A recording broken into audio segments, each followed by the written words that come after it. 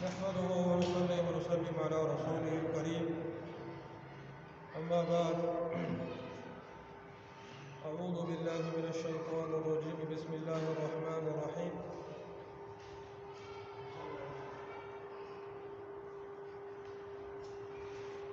ولا تكونوا كالذين تفرقوا واختلفوا من بعد ما جاءهم البينات وأولئك لهم عذاب عظيم۔ کل جو ہے وہ سورۃ آل عمران کی آیت نمبر 104 سے 109 پڑھی تھی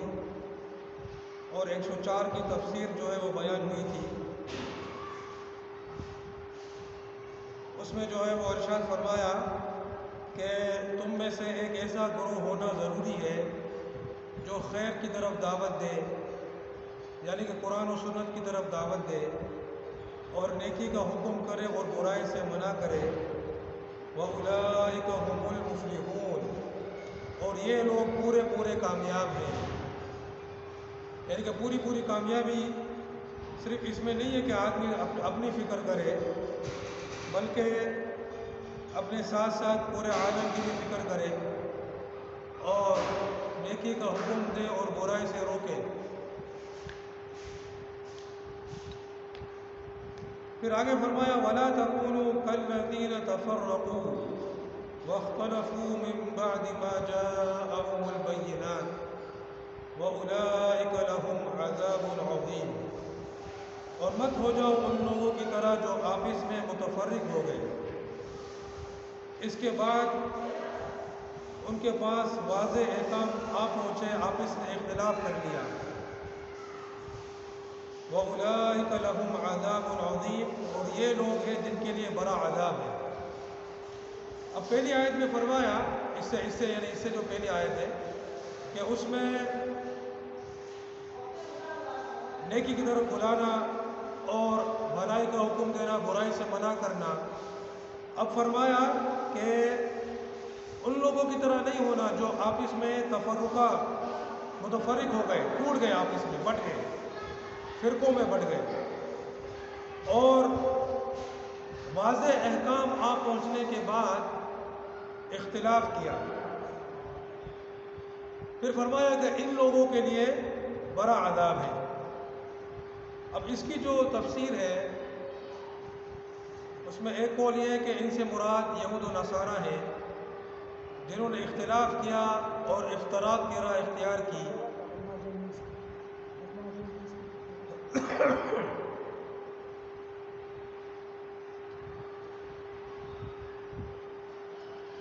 تو یہود و نصارہ کی طرح ہونے سے منع فرمایا کہ تم ان کی طرح فرقوں میں نہیں بڑھ جانا اور اختلاف نہیں کرنا۔ لیکن ہوا یہی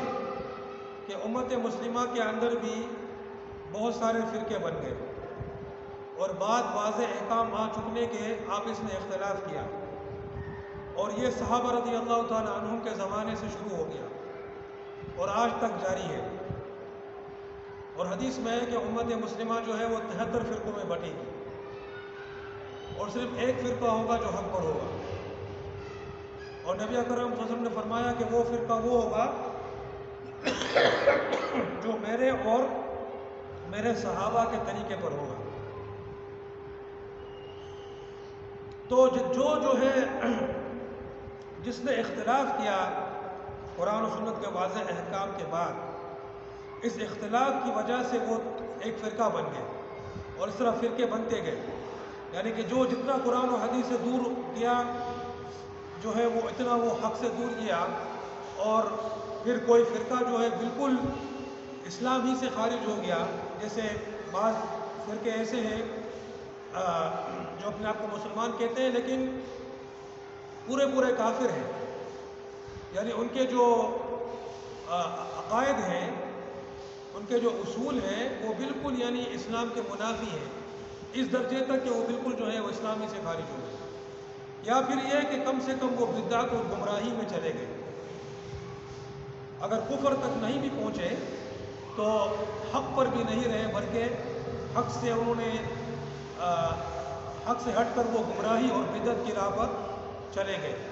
تو چاہے اہل بدعت ہو یا وہ ہو، چونکہ بدعت بھی دو قسم کی ہوتی ہے، ایک ہوتی ہے مکفرہ، ایک ہوتی ہے غیر مکفرہ۔ مکفرہ وہ ایسی بدعت جس کی وجہ سے آدمی کافر ہو جائے،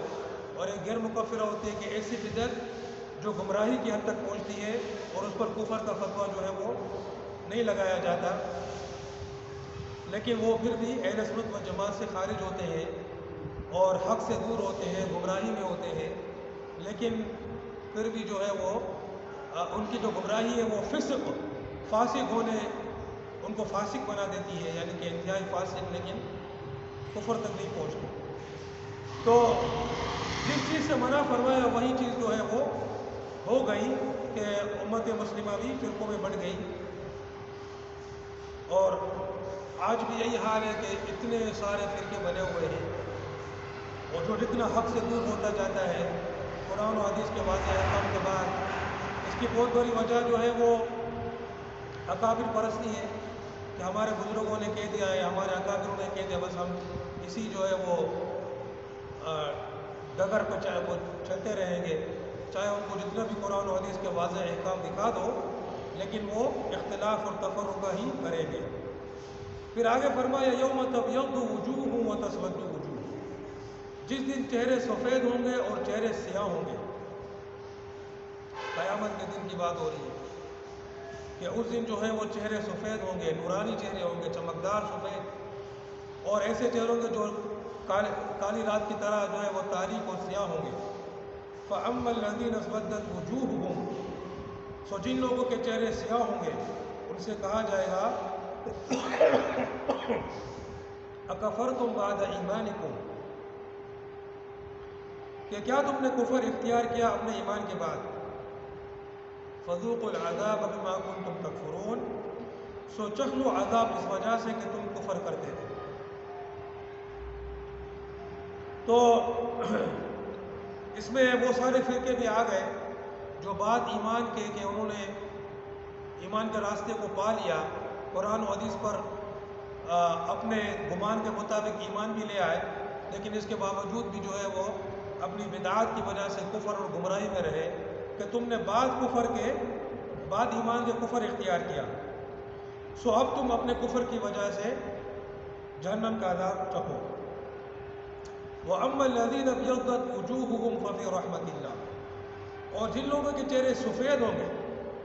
وہ اللہ کی رحمت میں ہوں گے، وہ اس میں ہمیشہ رہیں گے۔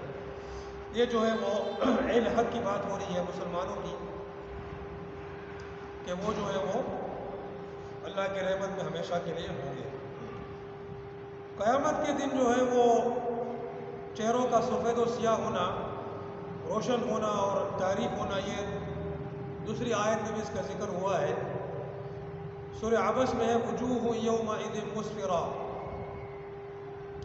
ضاحکۃ مستبشرہ، اس دن بہت سے چہرے روشن ہوں گے، ہنستے ہوئے ہوں گے، ووجوہ یومئذ علیہا غبرہ، اور اس دن بہت سے چہرے ایسے ہوں گے کہ جن پر ظلمت ہوگی،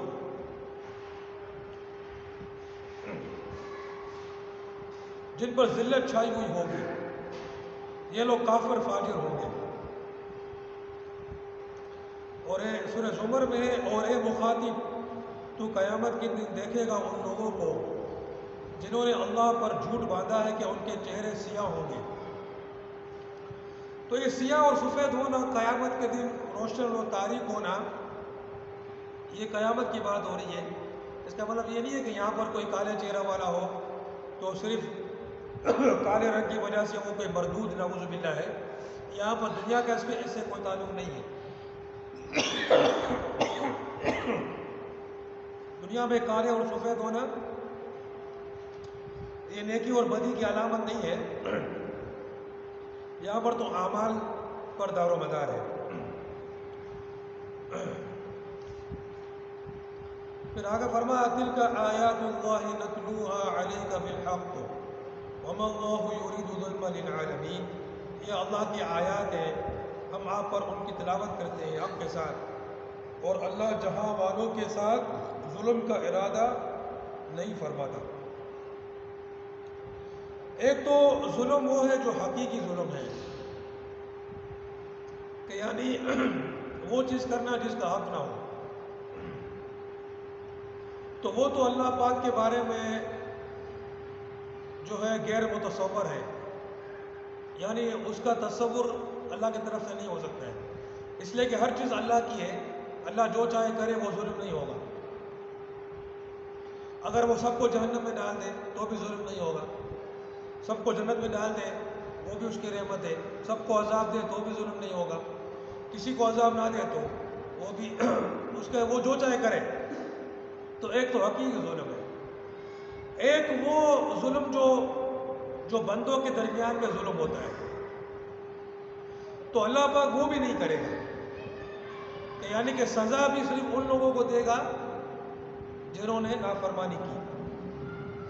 فرما برداروں کو سزا نہیں دے گا، بلکہ ان پر انعام کرے گا۔